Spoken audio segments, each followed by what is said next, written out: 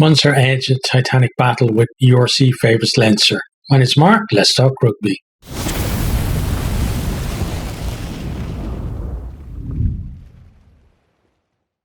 This was a bit of a strange one. The game was, very stop-start, especially in the first half. But when it was go, it was full go. It was so intense. But then we would have stoppages that would punctuate it as well. Prime example. First minute was frenetic. Then we have a long stoppage for treatment to Will Connors after a collision with Barron. Josh van der Fleer comes on to replace Connors, who can't continue. Hoping that it's not too serious for Will, because he's had a terrible run of luck with injury, and it'd be sad to see him being out for another extended period. After play resumes, Harry Byrne opens the scoring from the penalty as 3-0 to Leinster. Leinster then, they're holding onto the ball, they're probing at the Munster defence, but it's Barron then who gets in over the ball and wins them a penalty, and that kind of sets the tone for the Munster defence, which was absolutely epic today. Munster then get another penalty for Kelleher coming in at the side of a maul. They decide to go to the corner. Peter Manny claims the line out. Leinster are able to halt them all. We have some big carries from Byrne and Hodnett, and it gets them close, but then Josh van der Fleer is able to rip the ball and Leinster kick it clear. Conan then gets pinged for being off his feet at the ruck, and Munster get a chance to go for the post. Healy slots it from round about halfway. It's a really great kick from him, and we're tied up at 3-3. Klein then tackles Baird off the ball, and Leinster decide to go up the line. It's on the right side of the pitch, but then they spread it out to the left. Dave Carney shows some great footwork, but then just after that, Munster are able to bundle O'Brien into touch. And just a word on Keith Earls, shortly before that, puts in a monster hit on Deegan and drives him backwards. And that was the attitude that Munster needed, and the attitude that they showed for much of the game. We then have a period of kick tennis, and it seems to have paid off for Leinster. Peter Manny tries to tap a kick back, but Ryan Baird collects it on round about halfway, and then he goes the whole way. He outpaces Haley and goes over the try line. And just thinking, a second row should not have that much pace. It's crazy. But we have a TMO check, and after that we see that Tommy O'Brien actually knocked the ball on, so it's no try. Scrum to Munster. Munster then win the penalty at a scrum, and they almost break through Casey under advantage, but we come back for the penalty. Kelleher then gets pinged for a tackle off the ball, and it's a chance for Munster to go ahead. Healy obliges, and we're at 6-3. Munster then work themselves into the 22. We have some good carries from Hodnett, Byrne and Coombs, among others. McGrath is off his feet, and Munster get another penalty. They decide to go to the corner from this one. They set up the maul. They're edging forward, but Deegan manages to come right through the middle of it. He strips the ball, and again, Leinster kick clear. Some really good defence from Leinster, but I'm thinking maybe Munster should have taken the points from the tee. It was a fairly easy kick, and in these kind of games, building the score really is the name of the game. Munster, though, they come back and they're on the edge of the 22, can't break the line. McGrath, though, with a deliberate knock on, it's a penalty to Munster. They again go into the corner. Coombs comes on appeal at the line out and then gives off to Byrne. He gets close, but Kelleher strips the ball, and Conan carries it from behind his own line to just outside the 22. Really good carry from him, but it's just two, immense packs just going hammer and tongs at each other. It's great to watch. Leinster Now they get themselves on attack. We have a good burst from Henshaw, gets them to the edge of the 22, but then they spread it, but a good read from Daly prevents Natai, excuse me, from exploiting space on the right. He had somebody outside him, and there was no cover there as well. So great read from Daly and really shut that down. Leinster then come again. Henshaw offloads to put Jenkins through a hole, and he gets over to score. It's converted, and it's 10-6 to Leinster, and they're back in the lead. Peter O'Mahony, then he makes a break at the start of the second half. Byrne ripped the ball in the tackle, right? The Leinster Byrne, that is, ripped the ball in the tackle, but it breaks to O'Mahony, and he goes through the gap. Casey, though, as they're on the edge of 22, just passes from the base of the ruck into touch, and it was a really good attacking opportunity for them. But Munster, they do come back. A nice piece of work from Archer, then a great run from Coombs. They work it to within 10 metres of the line, but Archer is involved again, this time not so good. He drops the ball. Daly then puts Rory Scannell through a hole, and they get back into 22, and it's just relentless from Munster on attack. They're finding lots of gaps in space that most teams don't find against this Leinster defence.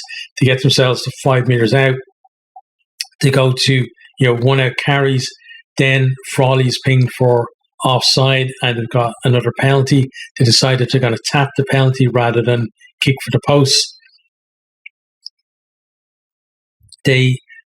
Leinster managed to hold them out, but Kelleher is offside. And from there, then they managed to go again.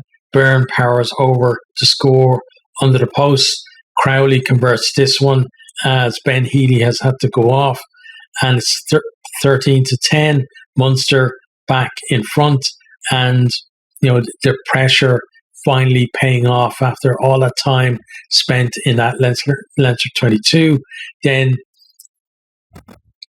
Van der Fleer manages to come through a ruck in the Munster 22, and Casey has to pick the ball a bit earlier than maybe he'd like to, and he knocks on. Leinster now the ones on attack. Henshaw carries twice and manages to get them close to the line. We then have big carries from Deegan and Healy, but Munster again, really stout defence. They get in there to turn it over.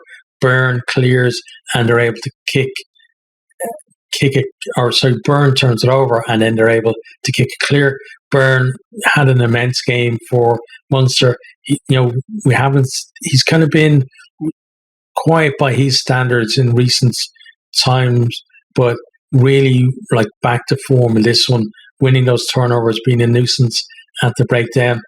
Then, Munster, they're competing at pretty much every breakdown, and as I said, Byrne's been the pest. He's winning them penalties and wins another one. They go up the line from that. They're back on attack, and I'm thinking a score here could be crucial. Berg gets pinged for rolling into the line. We're playing advantage. Munster move the ball well, but they can't get over, so we come back for the penalty. They decide to go to the corner. Leinster compete with 2 pods, and they force Munster back. Some really good defence then managed to force them out of the 22, but Munster, as I said, they're dangerous on attack. They managed to work it back into 22. They're on the line, but then Salanoa knocks on after a big hit from Deegan. Leinster then, they turn the ball over.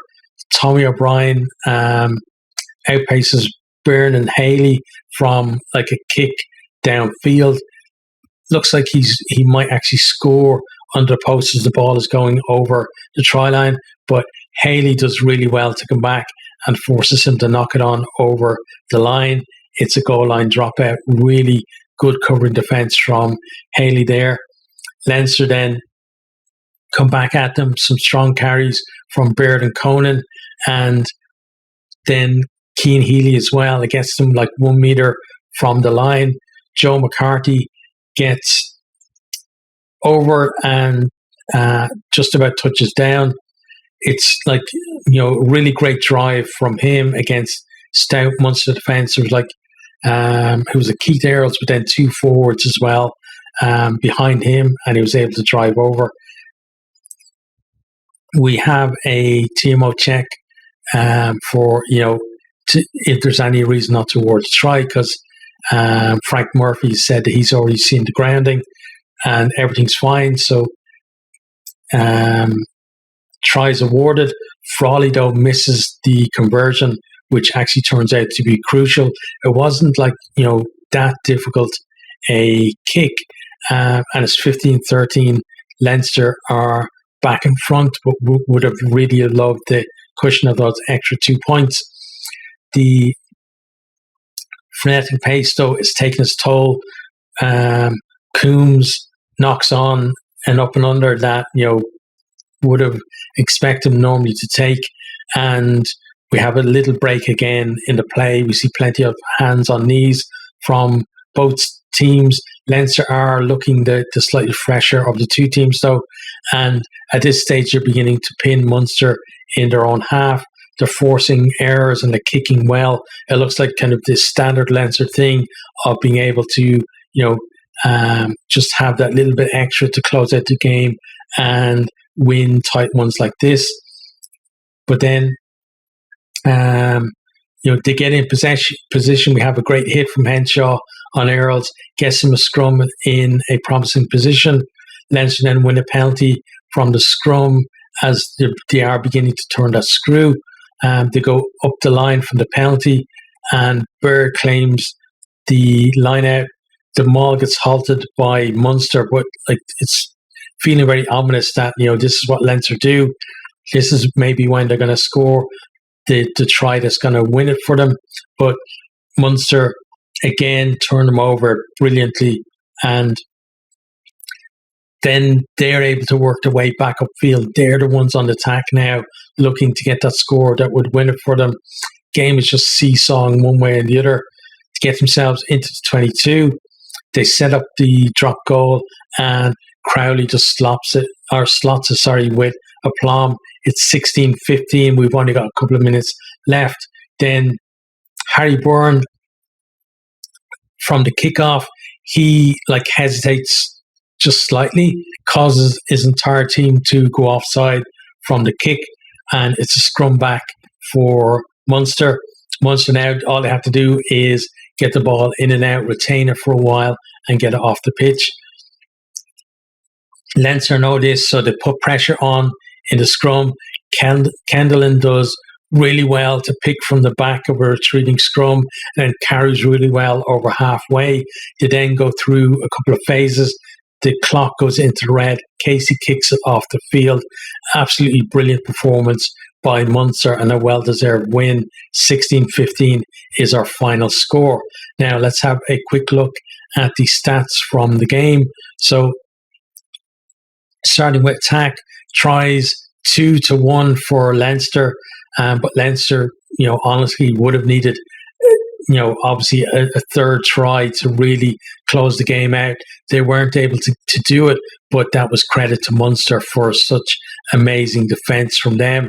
Munster as well on attack, they look really dangerous. They could have had more tries themselves, but Leinster were very stout in defence as well. Possession 43% for Leinster, 53% for Munster.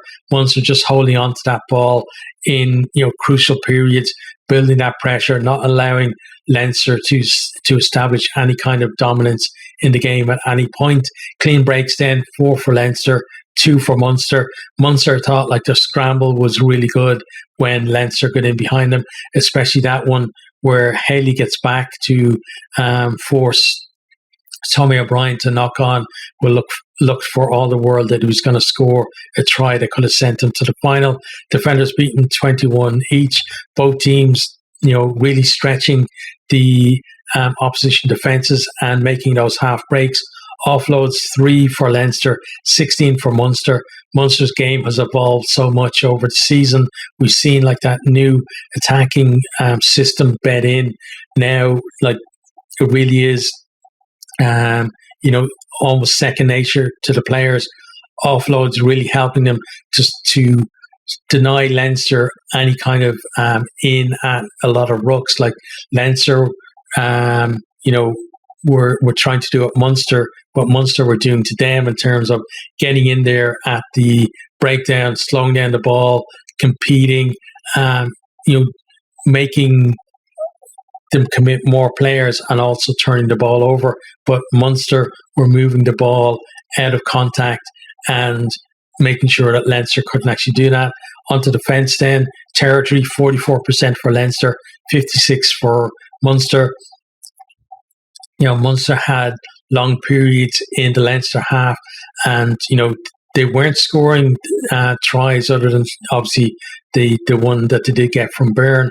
But the difference between them and other teams that have done something similar against Leinster was that they didn't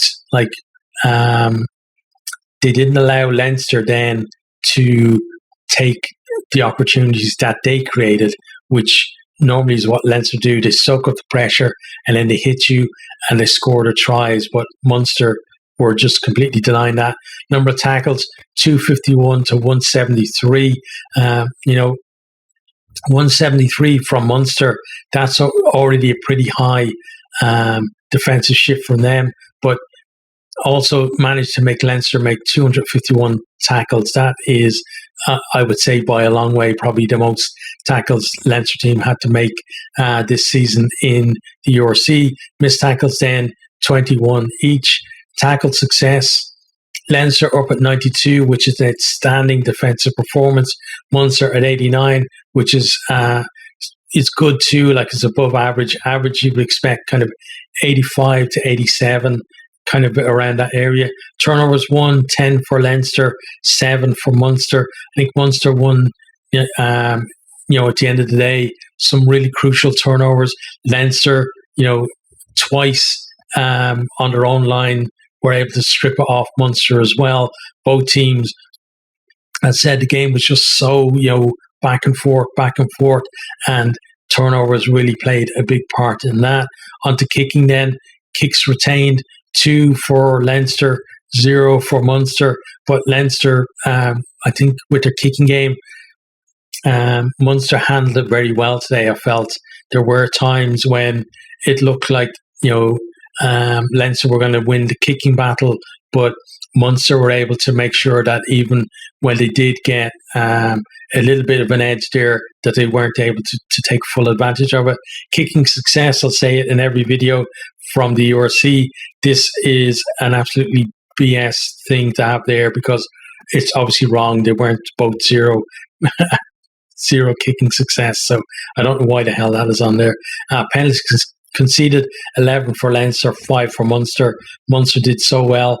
Could have been a case for Leinster, getting a yellow card as well, I felt, in the game when they were giving away penalties close to their own line. They did get warned at one point by Frank Murphy, but nothing really came of that. But Munster did so well. They were really disciplined and weren't allowing Leinster to get easy penalties. They trusted their defence, trusted each other, and they were able to get in there and get the turnovers. Leinster, by contrast, some of the times when they were holding Munster out, it was because they were doing it illegally. They were giving Munster those penalties. In the first half, Munster weren't taking the kicks that they probably should have done. That would have maybe made it a bit of an easier ride for them. But in the second half, then they were able to take advantage and get themselves, just ahead at the right time. In terms of then the two teams, so Leinster, under pressure for most of the game, couldn't really establish control that we normally see them have, throughout the rest of the season. They defended well to stop Munster stretching ahead, but couldn't really close out the game towards the end. I think that's something for like the young tens for Leinster. Like, so you got Harry Byrne and also Frawley there. Like, it's going to obviously be learning for them a game like this. But now they've got the Heineken Cup to go on to from here and build towards that. But the dream of the double is gone for another season. Munster, they looked the more dangerous in attack of the two teams, defended so well when it looked like Leinster were going to take that stranglehold of the game, competed well at scrum and lineout, but especially denying Leinster quick ball at the ruck. And I think that was one of the keys. Any team that have beaten Leinster in knockout rugby in recent years, they've gone after them at the breakdown. They denied them that quick ball, and they've made them commit players when they don't want to into the rucks, made it a real like fight there. And that's one of the keys to beating Leinster. We've seen other teams do it and not actually beat them as well, though. So you can't just say, just do that and you win. You've got to have more strings to your bow, and Munster had that today. They now head to Cape Town to take on the Stormers in the final in 2 weeks' time. And, whatever the outcome of that game, I think this season has been a real success for them.